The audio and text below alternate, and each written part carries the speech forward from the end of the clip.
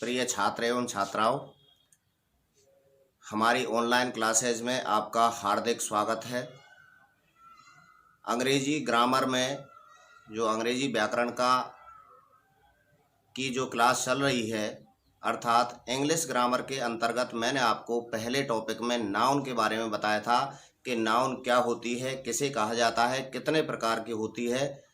तो उसी से जुड़े हुए मैंने आपको बताया था कि नाउन का काम हमें किस जगह पड़ता है, किस हिसाब से हमें उसका प्रयोग करना है, कहाँ हमसे कैसा प्रश्न पूछा जाता है। तो उसी टॉपिक को से जुड़े हुए टॉपिक के बारे में आज की क्लास में आपको बता रहा हूँ। तो नाउन से संबंधित जो टॉपिक है अपना वो कौन सा है? डिटरमिनर्स।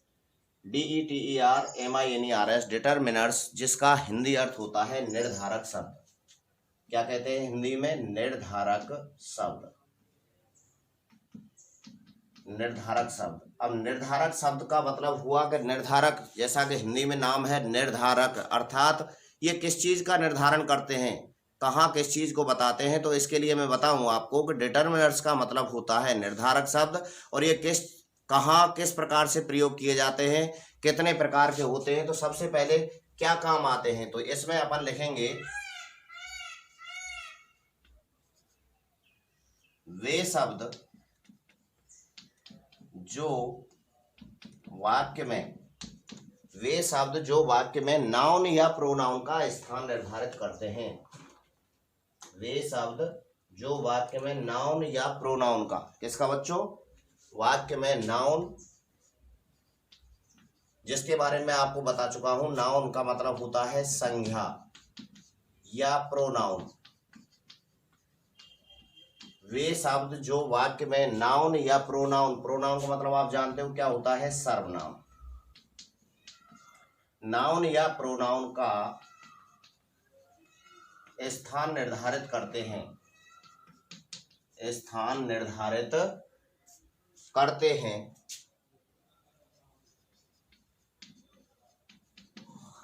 उन्हें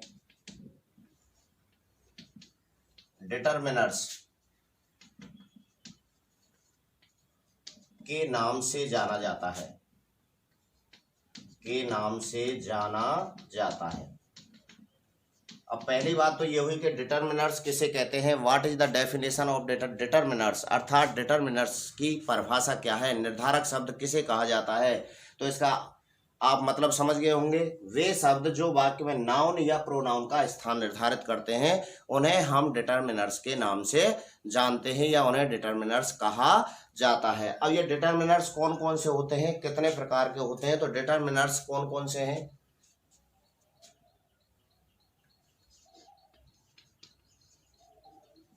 डिटरमिनर्स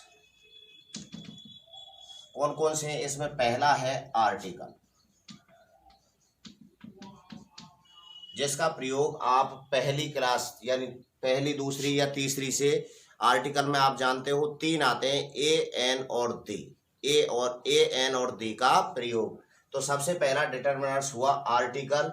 इसके अंतर्गत कौन कौन से आते हैं? ए, एन और दा का प्रयोग। ठीक है बच्चों। तो डिटरमिनर्स क्या होते हैं? पहली बात तो ये हुई, वे शब्द जो वाक्य में नाउन या प्रोनाउन का स्थान निर्धारित करते हैं, उन्हें हम डिटरमिनर्स के नाम से जानते हैं। डिटरमिनर्स कितने प्रकार के होते हैं? उसमें पहला प्रकार है कौन सा? आर्टिकल। और आर्टिकल में कौन कौन से डिटरमिनर आते हैं? तीन आते हैं, ए, एन और दा का प्रयोग। ठीक है बच्चों। दूसरे नंबर का जो है अपना, पहला हुआ आर्टिकल और दूसरा है डेमोन्स्ट्रेटिव। क्या है बच्चों? डेमोन्स्ट्रेटिव, प्रदर्शनकारी, प्रदर्शन करने वाले। डेमोन्स्ट्रेटिव, इसके अंतर्गत आते हैं हमारे दिस, दैट, दीज और दोज। कौन कौन से हैं? दिस, दैट, दीज और दोज। अब आपकी समझ में आ जाएगा जिन शब्दों को आप छठी क्लास से पढ़ते आ रहे हो कि दिस का प्रयोग कैसे होता है, दैट का प्रयोग कैसे होता है, दीज का प्रयोग कहाँ होता है और दोज का प्रयोग कहाँ होता है। इसी प्रकार से आर्टिकल आप पढ़ चुके हो अपनी पहली, जो इससे पहली क्लासेज थी, छठी में, सातवीं में या आठवीं में। तो आर्टिकल में आते हैं ए एन और द, लेकिन ये सब रूप मिलकर के किसका काम करते हैं? डिटर्मिनर्स का काम करते हैं, वाक्य में नाउन या प्रोनाउन का स्थान निर्धारित करते हैं। तो पहला हुआ आर्टिकल, दूसरा हुआ डेमोन्स्ट्रेटिव प्रदर्शनकारी जो है क्या है? दिस, दैट, दीज और दोज। तीसरे नंबर का डिटर्मिनर आता है, उसमें आता है पजेसिव। कौन सा है बच्चों? पजेसिव है।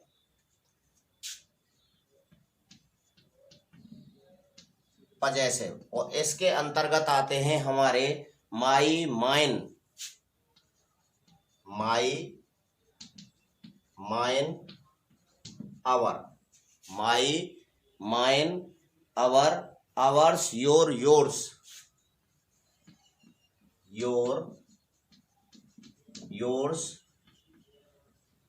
There, your, yours, their, names, his और नेम्स, हिज, हर और नेम्स। ये हमारे तीसरे प्रकार का जो डिटर्मिनर्स है वो है पजेसिव, और उसमें आते हैं my, mine, our, your, yours, their, his, her. इसका अर्थ आप जानते हो, माई माने मेरा, मेरा, आवर हमारा, योर माने तुम्हारा, योर्स माने आपका, दियर माने उनका, हिज माने उसका, हर माने उसका स्त्रीलिंग के लिए, और नेम्स किसी के नाम के लिए। तो तीसरे प्रकार का डिटर्मिनर्स हुआ हमारा पजेसिव। नंबर 4 सभी के बारे में बताऊंगा एक एक करके कि कहाँ किस प्रकार से इनका प्रयोग किया जाता है। चौथे नंबर का जो अपना डिटर्मिनर्स है वो आता है डिस्ट्रीब्यूटिव्स। डिस्ट्रीब्यूटिव, DISTRIBUTIES, डिस्ट्रीब्यूटिव्स, TIVES, डिस्ट्रीब्यूटिव्स अर्थात डिस्ट्रीब्यूट करना अर्थात बांटने वाले। और इसके अंतर्गत आते हैं each, every, all, both, either और neither. Each, every, both, either और neither. Each, every, both, either और नाइदर। ऑल और रह गया, एक आता है ऑल। ठीक है बच्चों, ईच, एवरी, बोथ, आइदर और नाइदर और ऑल, ये आते हैं हमारे डिस्ट्रीब्यूटिव्स में। पांचवें नंबर का जो डिटर्मिनर्स है वो है हमारा नंबरेबल। न्यूमरेबल आता है NUMBERABLE। न्यूमरेबल कहते हैं इसको, संख्यात्मक डिटर्मिनर्स, जिसमें आते हैं हमारे सम, एनी, सम, एनी, और इसके साथ several, few, a few, the few. Some, any, several, few, a few, the few, few, a few, the few. ठीक है बच्चों, जो न्यूमरेबल हैं अर्थात संख्यात्मक जो डिटर्मिनर्स है उसमें सम, एनी, मैनी, मैनी और रह गया एक, many, several, few, a few, the few, इनका प्रयोग होता है। और छठवें नंबर का जो है अपना वो है क्वांटिटिव। क्या है बच्चों? Quantitative, QUANTI, quantitative. क्वांटिटिव ये जो हमारी मात्रा को प्रदर्शित करने वाले होते हैं, छठवें नंबर के जो है वो है क्वांटिटिव। हाँ बच्चों, क्वांटिटिव जो है इसके अंतर्गत आते हैं हमारे मच। क्या आता है? मच। सबसे पहला है मच, और मच के बाद enough, enough, a lot of, A lot of, little. क्या है बच्चों? लिटिल, ए लिटिल और द लिटिल, और द लिटिल। तो क्वांटिटिव में हुए हमारे much, enough, a lot of, little, a little और द लिटिल। ठीक है बच्चों, तो ये हमारे डिटर्मिनर्स हैं। कितने प्रकार के हैं? 5 प्रकार के हैं। पहला है आर्टिकल जिसमें 3 है, ए, एन और द। दूसरा है डेमोन्स्ट्रेटिव, दिस, दैट, दीज और दोज। तीसरा है possessive, my, mine, our, your, yours, their, his, here, his, her और नेम्स।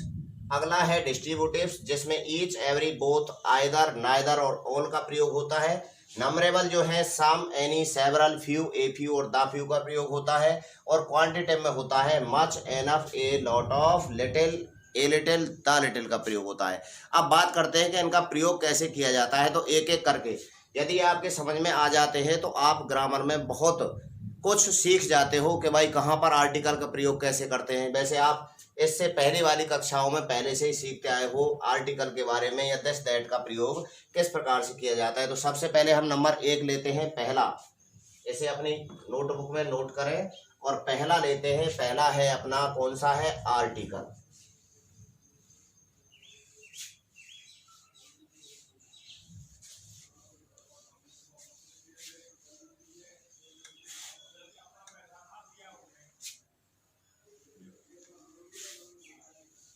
अब मैंने आपको बताया था कि किस प्रकार से हमें नाउन की आवश्यकता पड़ती है, कि नाउन कैसी होनी चाहिए। नाउन की पहचान हमें याद है, नाउन के बारे में हम जानते हैं, तभी हम आर्टिकल का प्रयोग कर सकते हैं। तो इसके लिए सबसे पहला डिटर्मिनर्स नंबर 1 लेते हैं, वो है आर्टिकल। क्या है बच्चों? आर्टिकल। नंबर 1 डिटर्मिनर्स के अंतर्गत पहला पॉइंट है आर्टिकल। आर्टिकल आर्टिकल आप सभी पढ़ चुके हो। ए, एन और द का प्रयोग कहाँ और किस प्रकार से किया जाता है। लेकिन आर्टिकल, अब कोई आपसे पूछेगा आर्टिकल का अर्थ क्या होता है, तो उसे बोलते हैं हम उपपद। क्या बोलते हैं बच्चों? उपपद। इसका हिंदी अर्थ होता है उपपद। तो आर्टिकल में आते हैं ए, एन और द। ए, एन और द, इसमें सर्वप्रथम हम लेते हैं पहला ए और एन का प्रयोग। ए और एन का प्रयोग, तो इसका प्रयोग, एन का प्रयोग, एन का प्रयोग काउंटेबल नाउन। कौन सी नाउन? Countable noun. अब नाउन का आ गया मतलब इसमें कि भाई मैंने तुमको नाउन वाले टॉपिक में बता दिया था कि हमें नाउन के बारे में जानकारी क्यों आवश्यक है। तो क्योंकि अब पहला ही डिटर्मिनर्स भरेंगे हम, तो ए एन का प्रयोग करेंगे। तो इसका प्रयोग कहाँ होता है? काउंटेबल नाउन, अर्थात गण्य संज्ञा। गण्य संज्ञा, और वो भी प्लस कैसी? Singular number. Singular number. English में नंबर 2 होते हैं, आपको पता है, एक सिंगुलर और दूसरा प्लूरल। छोटी छोटी जानकारियां हैं जिनके बारे में सीखना बहुत ही आवश्यक होता है। तो वचन कितने होते हैं? इंग्लिश में 2 होते हैं, एक सिंगुलर, एक प्लूरल, एक वचन और बहुवचन। ठीक है बच्चों। तो ए और एन का प्रयोग हमेशा काउंटेबल और सिंगुलर नाउन के साथ किया जाता है। अब कहाँ करते हैं? एक तो गण्य संज्ञा होनी चाहिए, दूसरी एक वचन। कैसी होनी चाहिए? गण्य और एक वचन, क्योंकि ए और एन का अर्थ एक होता है। ए और एन का अर्थ क्या होता है? एक। क्योंकि हम पढ़ते आए, जैसे दिस इज ए कार, तो यहां पर यह एक कार है। This is a car. अब कार क्या है? किसका नाम दे रखा है? कार दे रखा है। ये तो हुई नाउन, ऐसी है नाउन, और ये से मतलब क्या हुआ? ये हुई सिंगुलर एक वचन। दिस इज ए कार, यह एक कार है। ठीक है बच्चों। तो ए का प्रयोग कहाँ होता है और एन का प्रयोग कहाँ होता है? तो इसके लिए हमें एक बात याद रखनी है, दी हुई, ठीक है बच्चों, दी हुई नाउन यानी संज्ञा का उच्चारण कैसा? हिंदी का हिंदी उच्चारण हिंदी भाषा के स्वर वर्ण से हो रहा हो।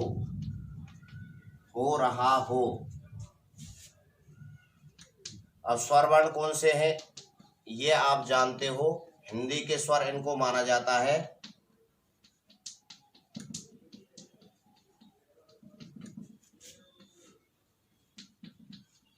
इनको हिंदी भाषा के स्वर के नाम से जाना जाता है। ठीक है, अब अंग्रेजी भाषा के स्वर कौन से हैं? अंग्रेजी भाषा में स्वर मानते हैं 5 को, ए, ई, आई, ओ, यू। ठीक है, लेकिन हमें अंग्रेजी भाषा के स्वरों से, वोवल्स कहते हैं इनको, इनसे कोई मतलब नहीं है। हमें ध्यान कहाँ देना है कि दी हुई नाउन का हिंदी उच्चारण हिंदी भाषा के स्वर वर्ण से हो रहा हो तो वहां एन का प्रयोग किया जाता है। एन का प्रयोग किया जाता है। एन का प्रयोग किया जाता है। अब यहां पर जैसे देखो, मैंने एग्जांपल दिया था दिस इज, और यहां ब्लैंक होता, ये आता कार। अब नाउन हुई हमारी कार। ठीक है, अब कार को जब हम हिंदी उच्चारण करते हैं तो ये आता है हमारा कार, ऐसे लिखते हैं। ठीक है बच्चों, अब कार में पहला अक्षर क्या है? कै। कै है, और कै हमारा क्या है? व्यंजन वर्ण है, क्योंकि स्वर वर्ण मैंने आपको बता दिए, ए, आ, ई, उ, ए, आई, ओ और औ, ये स्वर वर्ण है हिंदी भाषा के। यदि इनसे होता तो हम यहाँ क्या लगाते? एन लगाते, लेकिन क्या आया है पहले? कै, का, तो यहाँ पर किसका प्रयोग होगा? ए का प्रयोग होगा। ठीक है बच्चों, और जैसे और मैं आपको बताऊं, दिस इज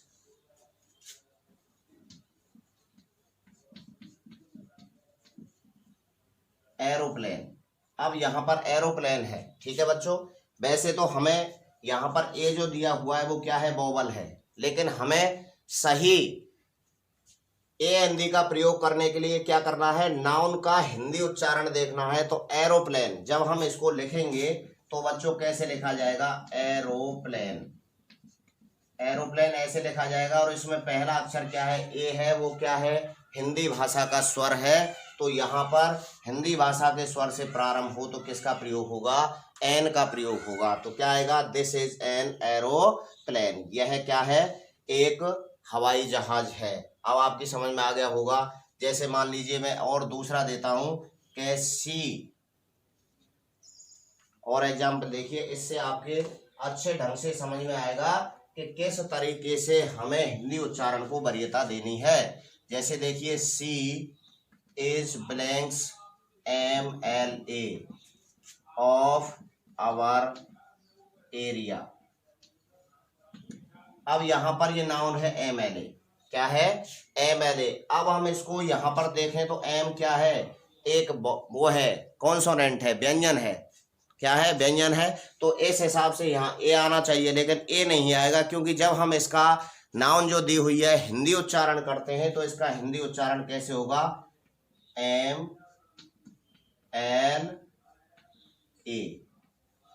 MLA ऐसे लिखा जाएगा। अब यहां पर देखते हैं तो ए जो है हमारा क्या है? स्वर है। क्या है बच्चों? स्वर है। तो यहां पर क्या आएगा? अब MLA में सी इज एन आएगा। किसका प्रयोग होगा?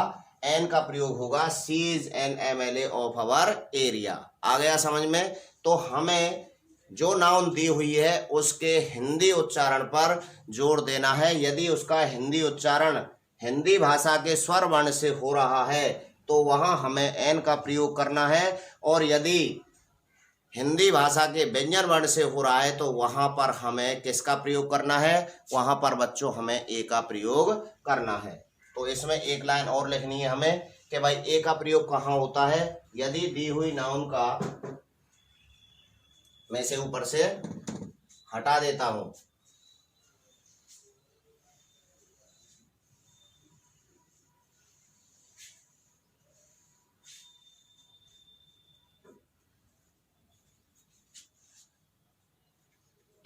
दी हुई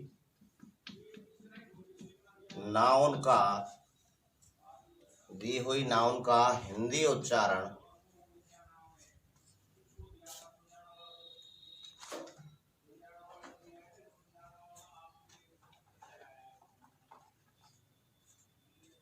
दी हुई नाउन का हिंदी उच्चारण हिंदी भाषा के व्यंजन वर्ण से हो रहा हो तो वहां ए का प्रयोग किया जाता है। ए का प्रयोग किया जाता है। जैसे मान लीजिए दिस इज ए लॉयन। यहाँ पर ए आया है क्योंकि इसको लिखेंगे अपन लॉयन। क्या लिखा जाएगा? लॉयन। तो यहाँ पर जो ल है वो क्या है? व्यंजन वर्ण है हिंदी भाषा का, ना कि स्वर वर्ण। तो अब आपकी समझ में आ गया होगा। यदि इसका हिंदी उच्चारण स्वर वर्ण से प्रारंभ होता है तो एन का प्रयोग करते हैं, और यदि हिंदी भाषा के व्यंजन वर्ण से प्रारंभ हो रहा है तो हम किसका प्रयोग करते हैं बच्चों? एन का प्रयोग करते हैं। तो अब आपकी समझ में आ गया होगा ए और एन का प्रयोग किस प्रकार से किया जाता है। तो ए और एन के प्रयोग के लिए हमें क्या करना है? जो हमारी नाउन आई है उसको हिंदी में बोल करके देखना है कि उसका हिंदी में बोलने पर, उच्चारण करने पर उसका पहला जो वर्ण आ रहा है वो स्वर का है या व्यंजन का है। वैसे ज़्यादातर ये पढ़ाया जाता है कि यदि कोई वर्ण ए ई आई ओ यू से प्रारंभ हो रहा हो, ये क्या है? अंग्रेजी भाषा के वोवल्स है, स्वर हैं। क्या है? स्वर है। तो यहाँ पर देखते हैं हम कि स्वर है, एन को आने पर हम एन का प्रयोग करते हैं। लेकिन जब हमें स्थिति कैसी लग रही है कि भाई हमारा अक्षर भी इनसे प्रारंभ हो रहा है तब भी वहां ए आ रहा है, क्यों? क्योंकि उसका उच्चारण क्या है? जैसे मान लीजिए this is a university of Rajasthan. University शब्द है, क्या है बच्चों? यूनिवर्सिटी। यूनिवर्सिटी। अब यूनिवर्सिटी शब्द है, यहाँ पर यू से प्रारंभ हुआ है, तो यू आने पर हमें, अंग्रेजी का तो ये स्वर है लेकिन इसका उच्चारण देखना है। इसको हम लिखेंगे यूनिवर्सिटी। Varsity, university. अब यहाँ यू आया है, ये क्या है? ये व्यंजन वर्ण है। क्या है? व्यंजन वर्ण है। और व्यंजन वर्ण आने पर हमें यहाँ पर ए का प्रयोग करना है। किसका करना है? ए। तो इससे पहले क्या आएगा? ए आएगा, यूनिवर्सिटी। ठीक है बच्चों। तो अब आपकी समझ में आ गया होगा कि ए और एन का प्रयोग किस हिसाब से किया जाता है। अगला है अपना दा का प्रयोग। किसका प्रयोग है? दा का प्रयोग। अब इसका प्रयोग करने के लिए हमें विशेष रूप से क्या ध्यान देना है? अब इसमें एक चीज और बता दूं कि दा को हम दो तरीके से उच्चारण करते हैं। एक तो दा बोलते हैं और दूसरा होता है दी। तो बहुत सारे बच्चे अभी ये नहीं जानते कि कहाँ पर इसका उच्चारण दा किया जाता है और कहाँ पर इसका उच्चारण दी किया जाता है। तो मैं आज की इस क्लास में आपको एक नई बात और बताता हूं कि यदि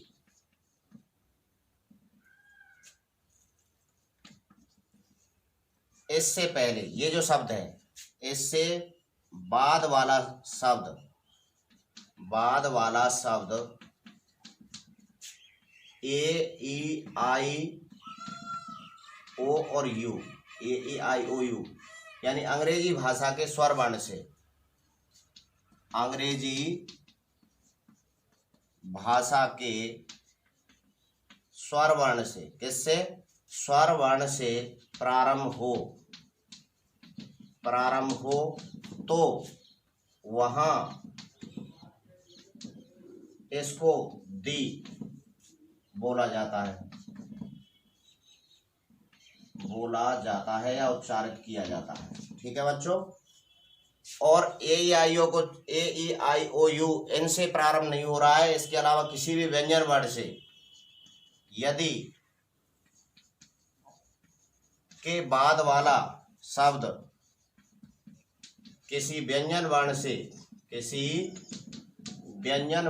प्रारंभ हो रहा हो